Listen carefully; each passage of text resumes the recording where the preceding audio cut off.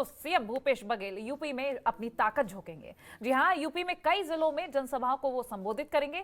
इसके साथ ही आपको ये भी बता दें कि 22 दिसंबर को लखीमपुर खीरी और लखनऊ में जनसभा करेंगे।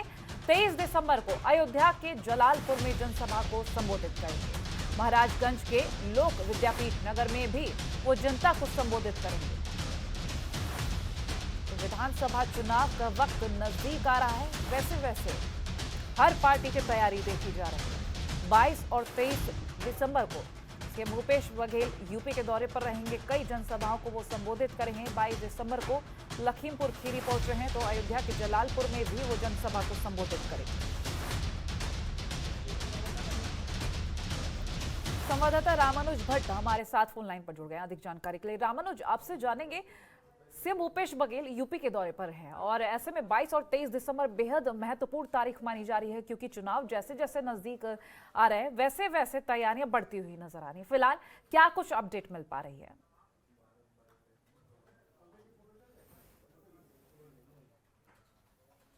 छत्तीसगढ़ के मुख्यमंत्री हैं भूपेश बघेल, वो 2 दिन के दौरे पर जो है उत्तर प्रदेश आ रहे हैं और इसमें सबसे पहले जो है लखीमपुर जाएंगे और 22 तारीख को, और 12 बजे केवलपुर ब्लॉक में नखास में वहां रैली है। उसके बाद लखनऊ में 2 बजे कमलपुर के अंदर रैली है और उसके बाद 23 दिसंबर को जो है वो अयोध्या पहुंचेंगे और अयोध्या में 12 बजे जलालपुर जो विधानसभा है वहां पर रैली है और उसके बाद महाराजगंज में 2 बजे जो है वहां पर रैली है और उसके बाद देवरिया जो अंतिम रैली है 23 दिसंबर को, देवरिया के LIC जनसभा जो ग्राउंड है वहां पर है। और ऐसे में 5 जिलों के दौरे होंगे जो भूपेश बघेल जो मुख्यमंत्री हैं छत्तीसगढ़ के उनके। और सबसे बड़ी बात यह है कि लगातार जो है उत्तर प्रदेश के अंदर भूपेश बघेल लगातार मीटिंग कर रहे हैं, लगातार अपने समाज के लोगों से बातचीत कर रहे हैं, उनको जोड़ रहे हैं। और ऐसे में इन 5 जिलों की अगर बात की जाए तो इन 5 जिलों के 2 दिवसीय दौरे में कहीं ना कहीं बिरादरी के साथ साथ जो कास्ट वोट है उसके साथ साथ जो है उत्तर प्रदेश के अंदर कांग्रेस के लिए लगातार जो है भूपेश बघेल यहाँ पर दौरे कर रहे हैं। और ऐसे में इन 5 जिलों के दौरे बहुत अहम है। माना जा रहा है कि सबसे पहले शुरुआत जो है लखीमपुर खीरी से करेंगे 22 दिसंबर को, उसके बाद लखनऊ पहुंचेंगे, इटौजा क्षेत्र के अंदर ये दूसरी जनसभा होगी और तीसरी जनसभा जो है 23 तारीख को यानी कि रात्रि विश्राम जो है गोरखपुर के अंदर करेंगे। लेकिन तीसरी जनसभा जो होगी वो 23 दिसंबर को होगी, जो कि जलालपुर अयोध्या का जो विधानसभा क्षेत्र है वहां पर होगी। और चौथी जो जनसभा होनी है वो महाराजगंज के अंदर होनी है और महाराजगंज में चौथी जनसभा के बाद जो 5वीं जनसभा होगी वो देवरिया के LIC ग्राउंड के अंदर होगी। तो जाहिर सी बात है कहीं ना कहीं उत्तर प्रदेश के अंदर लगातार भूपेश बघेल दौरे कर रहे हैं और ऐसे में कहीं ना कहीं कांग्रेस की स्थिति को मजबूत करने के लिए लगातार जो है भूपेश बघेल उत्तर प्रदेश के दौरे कर यहाँ पर तमाम जो जातिगत समीकरण की अगर बात की जाए और वोट की बात की जाए तो वोट अपील भी कहीं ना कहीं कांग्रेस के लिए कर रहे हैं। तो जाहिर सी बात है कि 2022 के चुनाव में भूपेश बघेल की एक अहम कड़ी हो जा रही है, क्योंकि लगातार भूपेश बघेल जो है उत्तर प्रदेश के दौरे पे हैं। और लखीमपुर खीरी की घटना आपने देखी, जिस तरह से जो है छत्तीसगढ़ सरकार ने यहाँ पर जो है लोगों को सहायता पहुंचाई। तो ऐसे में कहीं ना कहीं भूपेश सिंह बघेल की अगर बात की जाए तो उत्तर प्रदेश के अंदर लगातार जो है अपने जो जातिगत समीकरण की अगर बात की जाए, जिस कास्ट से आते हैं भूपेश बघेल, लगातार जो है इन लोगों के अंदर बैठ के कर रहे हैं। और पिछले दिनों जो है हर जिले के अंदर, चाहे वो पूर्वांचल के हिस्से रहे हों चाहे फिर बुंदेलखंड के हिस्से रहे हों, तो वहां पर जाकर लगातार बैठ के की है, अपने समाज के लोगों को जोड़ने की कोशिश की है। और 2022 में कहीं ना कहीं कांग्रेस के लिए वोट अपील करने की कोशिश की गई है भूपेश सिंह बघेल से। और ये 5 जनसभाएं जो होंगी, 5 जो रैली होंगी, वो कहीं ना कहीं ये जरूर दर्शाई जा रहा है कि 2022 के चुनाव में भूपेश सिंह बघेल की जो अहम भूमिका है वो कितनी कारगर होगी। इन 5 रैलियों से अंदाजा लगाया जा सकता है, क्योंकि लगातार भूपेश बघेल जो है उत्तर प्रदेश की सियासत में सक्रिय नजर आ रहे हैं और कहीं ना कहीं उनके ऊपर एक दारोमदार छोड़ा हुआ है कांग्रेस ने कि वो उनके जो जातिगत समीकरण है, जातिगत वोट बैंक है, उसको सहेजने के लिए भूपेश बघेल को जो है उत्तर प्रदेश में इन 5 रैलियों को संबोधित करना। और कहीं ना कहीं इससे एक बड़ा फर्क पड़ने वाला है उत्तर प्रदेश के विधानसभा चुनाव में। जी रामानुज, अगर हम देखें सपा, बीजेपी और कांग्रेस, क्योंकि कांग्रेस अपनी खोई जमीन तलाशने की कोशिश कर रही है यूपी में, इसी को देखते हुए अगर हम इन दोनों पार्टी को, सपा और बीजेपी को देखें तो किस तरह से कंपेयर कर सकते हैं? क्योंकि देखा जाए तो कड़ी टक्कर बीजेपी और सपा की देखी जा रही है, इस बीच कांग्रेस पूरा जोर लगा रही है।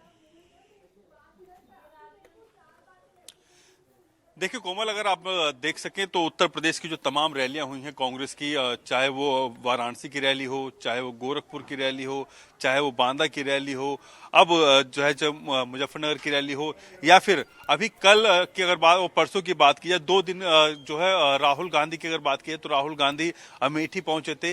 हजारों की संख्या में लोग वहां पर इकट्ठा थे राहुल गांधी का दीदार करने के लिए। और जो वहां की लोकल भीड़ अगर बात की जाए तो पूरी तरीके से अमेठी की जनता सड़कों पर थी। और इतना ही नहीं, आसपास से भी लोग जो है राहुल गांधी के समर्थन में वहां पर आए थे। तो कहीं ना कहीं ये अंदाजा लगाया जा सकता है कि कांग्रेस अपनी खोई हुई जमीन को पाने के लिए जितनी कोशिश कर रही है, क्योंकि संगठन की अगर बात की जाए तो कांग्रेस का संगठन पहले जिस तरीके से कमजोर हुआ करता था, लेकिन कांग्रेस ने संगठन पर काम किया और हर जिले, हर गांव के अंदर, हर पूर्वे के अंदर जो है कांग्रेस ने अपना संगठन तैयार किया। और सबसे बड़ी बात यह है कि कांग्रेस की 2012 की अगर बात की जाए तो 2012 के अंदर अगर चुनावी समीकरण देखें तो 37 सीटें कांग्रेस ने जीती थी।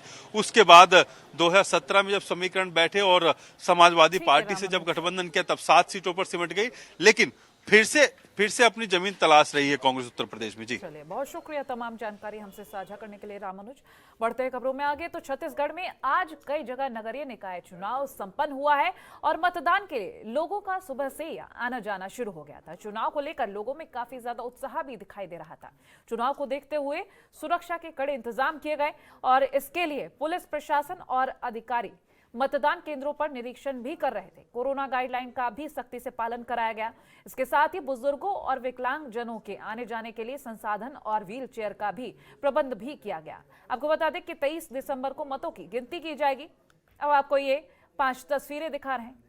पहली राजनांदगांव की, दूसरी सूरजपुर की, तीसरी कांकेर, चौथी तस्वीर बेमेतरा और 5वीं तस्वीर रायगढ़ की। पांचों तस्वीर में आप देख सकते हैं कि हर एक नियम का पालन करवाया जा रहा है और नियमों के तहत ही ये मतदान हुआ है। देश के 10 जिलों में 15 नगरीय निकाय के चुनाव होने थे, जिसमें आज मतदान होना है। अभी इस वक्त हम राजनांदगांव जिले के खैरागढ़ में मौजूद है। यहाँ पे 20 पार्षदों के लिए मतदान किया जा रहा है। वहीं राजनांदगांव शहर में जहाँ वार्ड नंबर 17 में एक सीट कोविड के दौरान एक महिला पार्षद की मौत के बाद में खाली हुई थी, उस सीट पर भी आज मतदान किया जा रहा है। यहाँ पे प्रशासन के द्वारा पूरी व्यवस्था कर दी गई है। सुबह से ही ठंड का माहौल था, उसके बावजूद यहाँ लोग मतदान के लिए निकल करके मतदान केंद्रों में पहुँच रहे हैं। मतदाता काफ़ी उत्सुक हैं अपने पार्षद के चुनाव को लेकर के।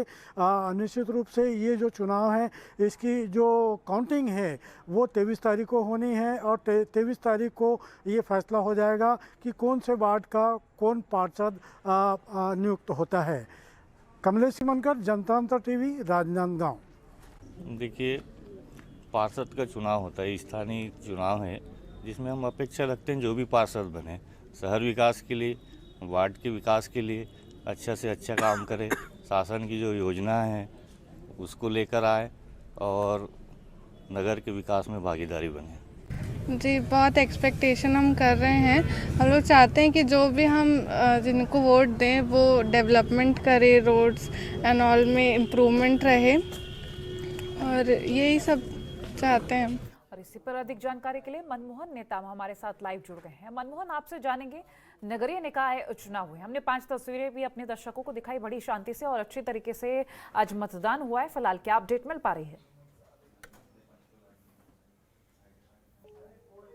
बिल्कुल कोमल, छत्तीसगढ़ में 15 नगरीय निकाय के चुनाव आज संपन्न हुए हैं और अभी कुछ ही देरों के बाद जो मतदान प्रतिशत वो घोषणा भी हो जाएगा।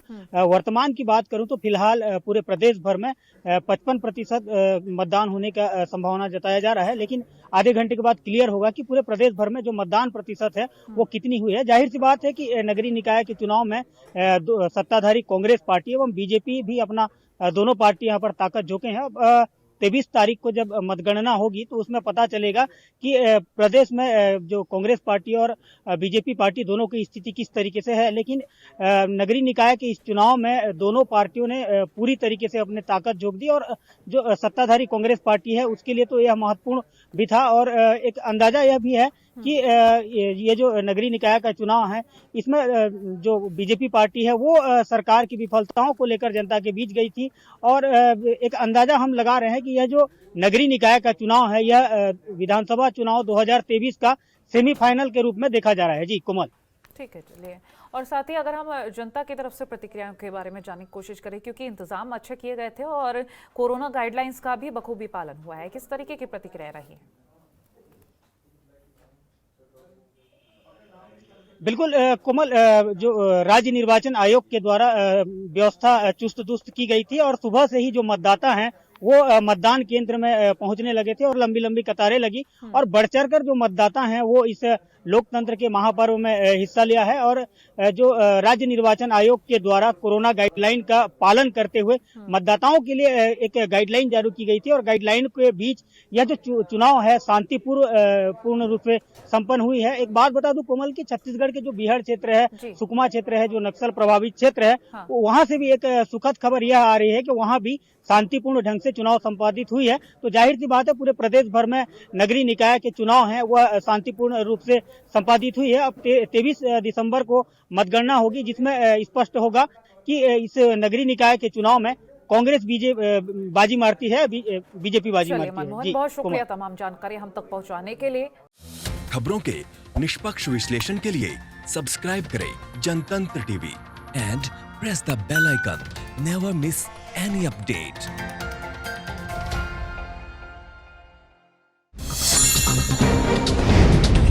डाउनलोड कीजिए जनतंत्र टीवी ऐप को, जो कि अवेलेबल है गूगल प्ले और ऐप स्टोर पर। अधिक जानकारी के लिए अभी डाउनलोड करें।